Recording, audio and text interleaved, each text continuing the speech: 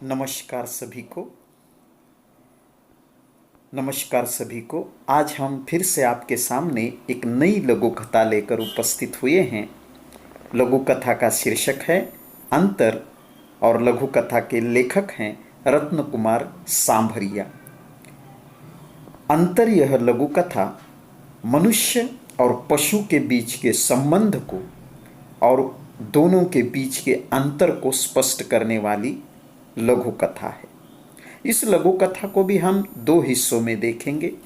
सबसे पहले हम इस लघु कथा का वाचन करेंगे और उसके पश्चात हम इस लघु कथा की समीक्षा करेंगे। तो चलिए सबसे पहले हम पढ़ते हैं लघु कथा अंतर। लेखक हैं रत्न कुमार सांभरिया। घोड़े की पीठ पर पड़ी चाबुकें नील बनकर उभर आई थी। एक एक रोए से लहू चुचुहा रहा था और टीस से तो जैसे वह मरा जा रहा था। घोड़ा पीठ के दर्द की इस असहनीय पीड़ा को आंसुओं में बहा देना चाहता था, लेकिन कुलबुलाती भूखी अतड़ियों ने उसे चारे में थूथन गड़ाने के लिए विवश कर दिया। एकाएक घोड़े की आंखें अपने मालिक की ओर घूमी। वह घोड़े के पास ही चारपाई डाले बैठा था और चाबुक की हत्ती से छिली अपनी हथेली पर मेहंदी लगा रहा था। घोड़े का मन व्यथित हो गया, आंखों में नमी उतर आई। वह चारा छोड़कर थोड़ा आगे बढ़ा और अपराध बोध से मालिक की आहत हथेली को अपनी नर्म नर्म जीभ से सहलाने लगा।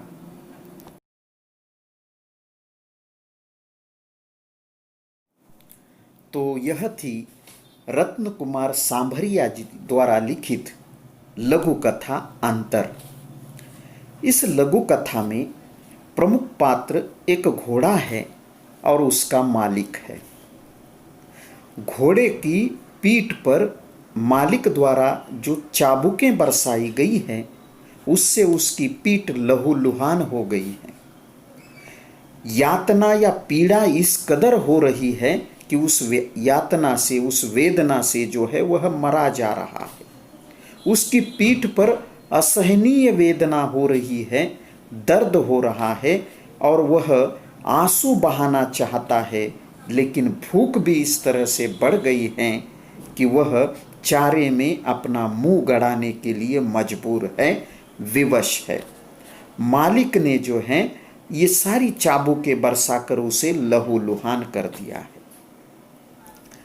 ऐसी स्थिति के बाद घोड़ा जो है अपनी मालिक की ओर देखता है और मालिक ने जो उसके ऊपर चाबुकें बरसाई थी, उस चाबुक की हत्ती से, हत्ती चाबुक का पिछला भाग होता है जो हाथ में होता है, वह हत्ती छिल जो है मालिक की हथेली को उस हत्ती ने जो है छिलकर लहूलुहान कर दिया है। घोड़े पर जब वह चाबुकें बरसा रहा था, तब उसी समय चाबुक की हत्ती से जो है उसकी हथेली भी लहूलुहान हो रही थी और मालिक अब उस लहूलुहान हथेली पर, छिली हुई हथेली पर स्वयं मेहंदी लगा रहा है, जिससे कि हथेली को ठंडक पहुंचे। घोड़े का मन यह देखकर व्यथित होता है।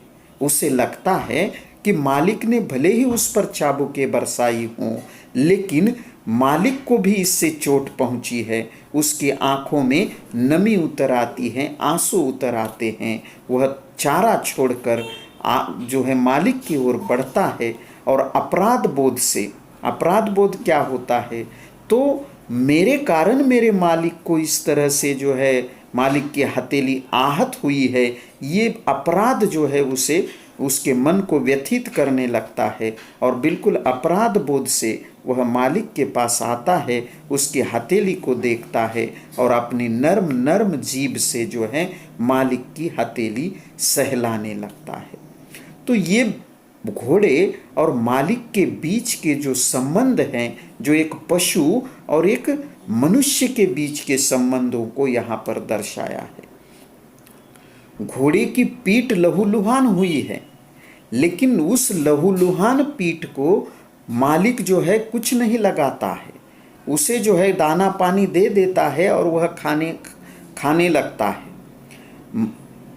मनुष्य होकर भी वह अपने पशु, अपने घोड़े के प्रति जो है उतना संवेदनशील नहीं दिखाई देता है, लेकिन पशु जो है, पशु में अभी भी वह संवेदनशीलता बरकरार है कि वह अपने मालिक की घायल हथेली को देखकर अपनी नर्म नर्म जीभ से उसे सहलाकर उसकी वेदना को कम करने का प्रयास करता है।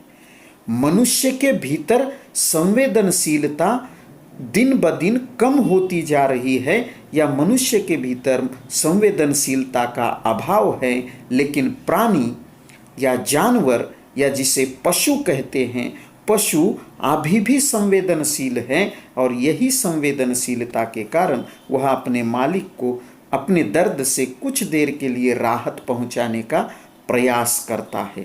मनुष्य और पशु के भीतर ये जो अंतर है, इस अंतर को स्पष्ट करने वाली रत्न कुमार सांभरिया जी की यह लघु कथा है अंतर। घोड़ा अपने मालिक के प्रति संवेदनशीलता रखता है, मालिक के प्रति उसके मन में हमदर्दी है, लेकिन मालिक जो है उसके मन में घोड़े के प्रति कोई संवेदनशीलता नहीं है, कोई हमदर्दी नहीं है। इसी अंतर को यह लघु कथा स्पष्ट करती है। तो आज के लिए इतना ही। हम फिर से एक नई लघु कथा के साथ उपस्थित होते हैं। तब तक के लिए बहुत बहुत धन्यवाद।